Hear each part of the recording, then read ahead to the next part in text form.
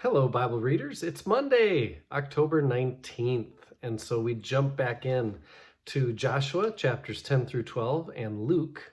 We're reading chapter 15, which includes, for many, their favorite parable. And so I'll talk a little bit about that in a second. I'll start with Luke, actually. Three parables of what is lost and what is found. All of this is addressed specifically to Pharisees who are put off by tax collectors and sinners being in the presence of Jesus. What are they doing here? This lost coin and lost son story are only in Luke. Luke brings in a lot of material that isn't included in Mark and Matthew. Maybe you're noticing that as we are Bible readers here. Of course, the message of the lost son is that God is eager to receive back those who have wandered from God's covenant. I wanted to read, because I really like the way this is said, I wanted to read this paragraph. If the first part of the story is pure gospel, the lost are being found, the dead rising, sinners are repenting because of the call of the prophet, then the last part of the story is a sad commentary on the Pharisees' refusal, out of envy and resentment, to accept this good news extended to the outcast. The allegorical level of meaning is irresistible. They, the Pharisees, like the elder son, had stayed within the covenant, had not wandered off. They'd never broken any of the commandments. But the story suggests they regarded themselves not as sons, so much as slaves, and they resented others being allowed into the people without cost.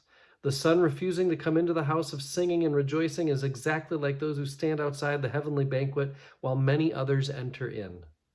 And if this all were not obvious from the wording of the final scene, then Luke's compositional frame makes it unmistakable. He told these stories to righteous ones who complained about the prophet accepting sinners. It is kind of pathetically sad to think of how spiteful, resentful the older brother, the Pharisees, the self-righteous are.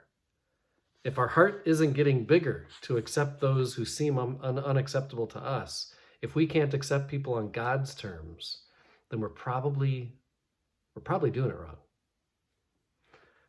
Okay, Joshua. There's a lot of dichotomy here. Is this a complete conquest or is this an incomplete conquest? What exactly is happening? Because in some ways the author is trying to show how complete it is. In other ways we see it's not. So I was going to read from this commentary as well to talk about expectations of a Bible reader and of a person of faith.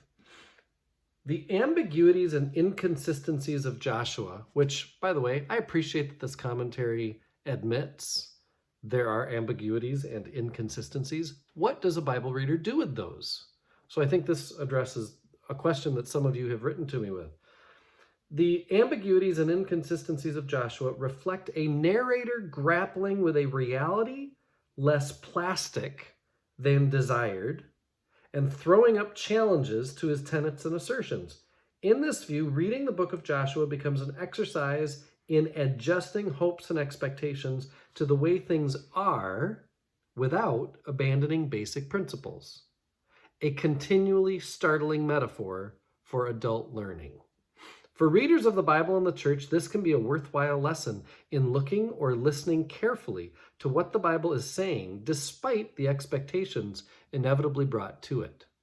Think of all the things we've read already, that we come to this reading or this story or that character with certain expectations, and then we read something and we're like, well, what did Noah's children do to him?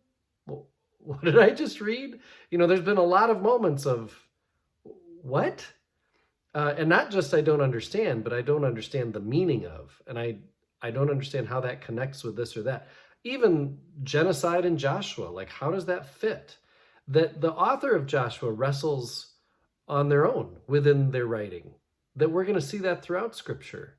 that not even the authors are like, this is exactly what everything means and exactly how it all happened, I think gives us, as Bible readers and followers of Jesus, space and permission to mull it over, wrestle with God like Jacob on the banks of the river.